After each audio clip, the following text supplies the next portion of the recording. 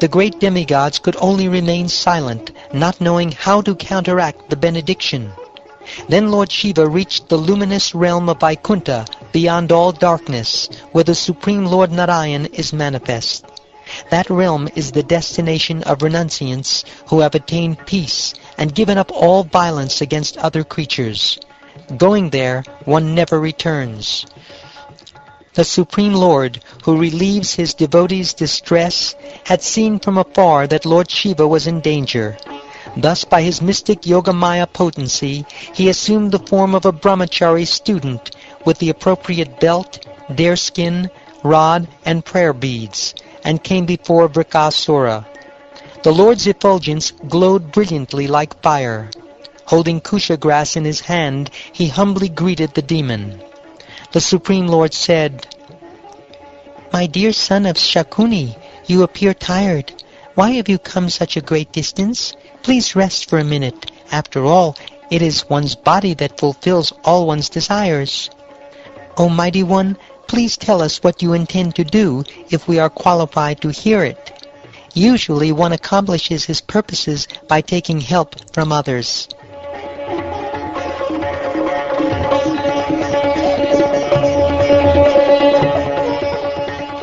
Thus questioned by the personality of Godhead in language that poured down upon him like sweet nectar, Vrika felt relieved of his fatigue.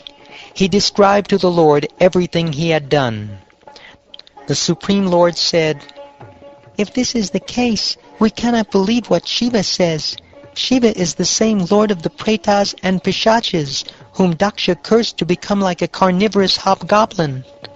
O best of the demons, if you have any faith in him because he is the spiritual master of the universe, then without delay put your hand on your head and see what happens. If the words of Lord Shambhu prove untrue in any way, O best of the demons, then kill the liar so he may never lie again."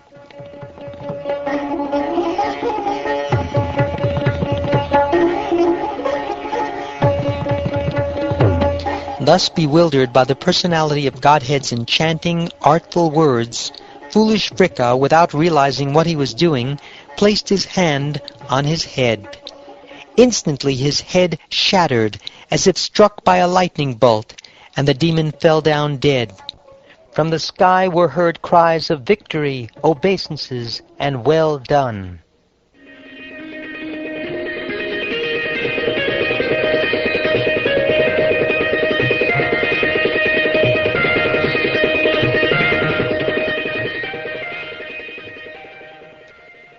The celestial sages, Pitas, and Gandharvas rained down flowers to celebrate the killing of sinful Vrikasura. Now Lord Shiva was out of danger. The Supreme Personality of Godhead then addressed Lord Girisha, who was now out of danger. "Just see, O Mahadev, my lord, how this wicked man has been killed by his own sinful reactions. Indeed, what living being can hope for good fortune if he offends exalted saints, what to speak of offending the Lord and spiritual master of the universe?" Lord Hari is the directly manifest absolute truth, the supreme soul and unlimited ocean of inconceivable energies. Anyone who recites or hears this pastime of his saving Lord Shiva will be freed from all enemies and the repetition of birth and death.